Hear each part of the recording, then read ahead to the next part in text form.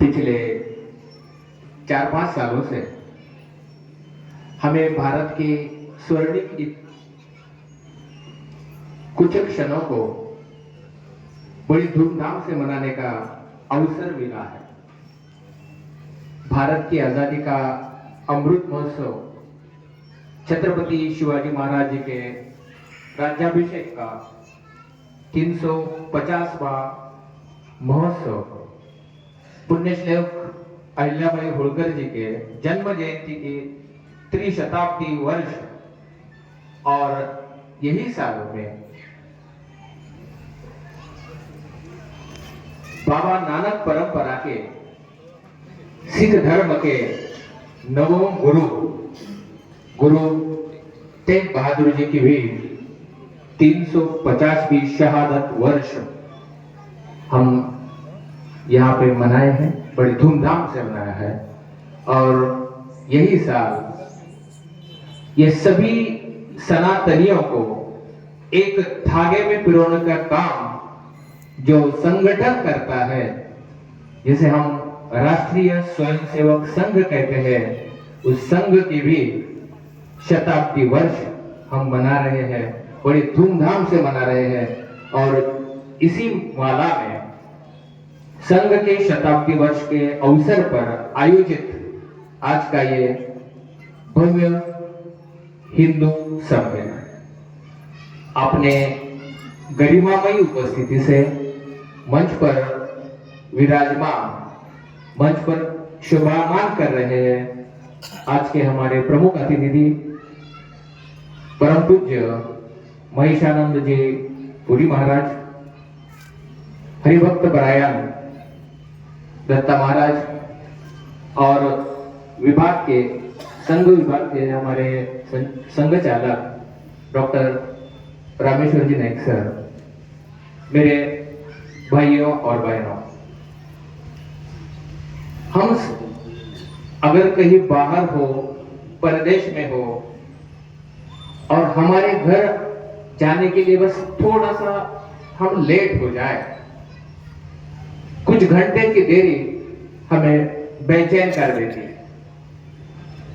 मगर 35 साल कश्मीर का पंडित, कश्मीर का हिंदू आज भी प्रभु रामचंद्र 14 साल का वनवास काटकर अपने अयोध्या तो आ चुके हैं, मगर आज भी कश्मीर का हिंदू, कश्मीर का पंडित कश्मीर में नहीं जा पाया। ये कश्मीरी पंडितों के लिए जिन्होंने अपनी शहादत दी, यह कश्मीर पर पहला हमला नहीं था। कश्मीर के पंडितों के लिए शहादत देने वाले बाबा नानक परंपरा के 9वें गुरु थे तेग बहादुर सिंह जी साहिब। आप देख रहे हो, हिंदू पंडितों के लिए शहादत दे रहे हैं सिख धर्म के नवम गुरु तेग बहादुर। इसलिए हमारा सर, ये शीश उनके सामने गर्व से झुकना ही चाहिए, क्योंकि हिंदू के लिए बलिदान देने वाले वो पहले, नमन करना चाहिए उन्हें। शाहजहां की बादशाहत जा चुकी थी, वही शाहजहां जिसने तेजोमहल से ताजमहल बनाया था। शाहजहां की बादशाहत जा चुकी थी, औरंगजेब खुद को बादशाह घोषित करता है। मुगलों की पुरानी परंपरा रही, वही पुरानी परंपरा को औरंगजेब ने भी बखूबी निभाया। अपने तीनों भाइयों की हत्या की, 2 भतीजों की हत्या की, आपने पूज्य पिताजी को आगरे के जेल में, किले में कैद बना दिया और बादशाह बना।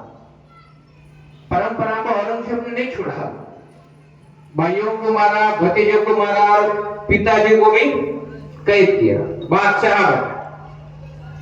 और औरंगजेब इस तरह के बादशाह बने कि हिंदुओं पे जुल्म करना,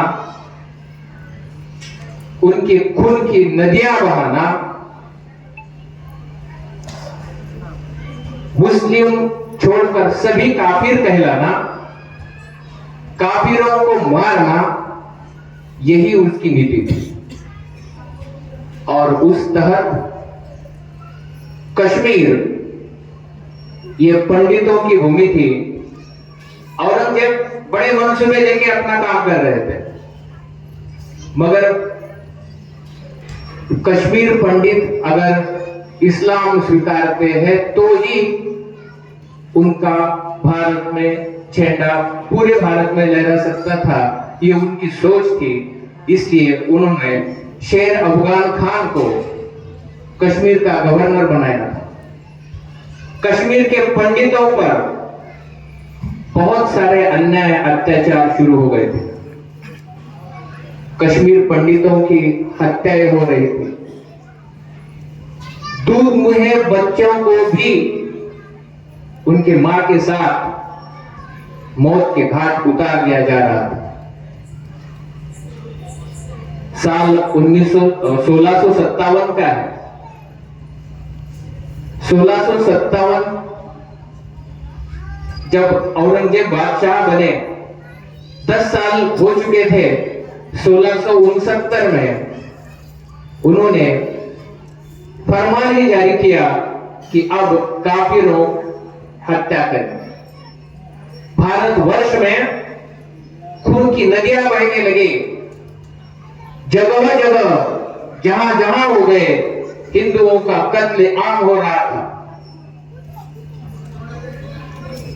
पंडितों पर भी ये समय आ गया, उनके लिए आवाज उठाने वाला कोई नहीं था। उसमें कृपाराम जी 1975 की बात है, उन्होंने पंडितों का संगठन बनाया और मिलने गए नवम गुरु तेज बहादुर जी। अपनी कैफियत बोली, अपना जो अन्याय हो रहा था उसके बारे में तेज बहादुर जी के सामने पूरा रखा। और वहां से तेज बहादुर जी अपने दरबार में उनका 10 साल का बच्चा जिसका नाम बाला प्रीतम था, बाला प्रीतम जो आगे जाके सिख धर्म के 10वें गुरु बनते हैं, गुरु गोविंद सिंह जी, वो 10 साल का बच्चा कहता है कि हमें इनकी मदद करनी चाहिए, हमें इनके लिए बलिदान करना चाहिए। तो गुरु तेग बहादुर जी तय करते हैं कि यह बलिदान हिंदुओं के लिए मैं करूं। और गुरु तेग बहादुर जी दिल्ली की तरफ अपने साथियों के साथ चलते हैं। कौन कौन थे उनके साथ? भाई दयानाथ, भाई सदीदास, भाई चेता, ये सब दिल्ली की तरफ निकल गए। आगरे के पास औरंगजेब ने गुरु तेग बहादुर जी को, उनके साथियों को कैदी बनाया। ये हिंदू धर्म बचाने चले थे। औरंगजेब ने उन्हें कैद किया, यातनाएं दी, बहुत सारी यातनाएं दी। जला नरक यातना होना पड़ा, बहुत अन्याय। इतना ही नहीं, भाई दयानाथ को खोलते हुए पानी में डुबो डुबो के मारा। भाई सजीदास को रुई में लपेटकर जला डाला। भाई चेता को आरी से गुरु नानक साहब के सामने काट दिया, टुकड़े टुकड़े कर दिए। ये सब एक हिंदू धर्म के लिए बलिदान देने जा रहे हैं गुरु नानक की परंपरा के नवम गुरु तेग बहादुर जी। भाइयों, आखिर में औरंगजेब ने तेग बहादुर के पास एक काजी को भेजा, कलमा पढ़ो, तेग बहादुर सिंह जी ने कहा, मैं मौत को स्वीकार लूंगा, मैं धर्म परिवर्तन नहीं करने वाला। जैसे हमने कन्वर्ट और कश्मीर फाइल्स में देखा, ये जो अन्याय अत्याचार हो रहा था उसमें सभी साथियों को मारने के बाद तेग बहादुर उनको 24 नवंबर के दिन दिल्ली के चांदनी चौक में खुलेआम लाया जाता, कैदी बनाकर। जैसे छत्रपति संभाजी महाराज, इनके ऊपर इस तरह के अन्याय अत्याचार हुए, उससे कम तेग बहादुर सिंह पे भी नहीं हुए। सरेआम बेरहमी से तेग बहादुर सिंह जी का सर कलम किया जाता है।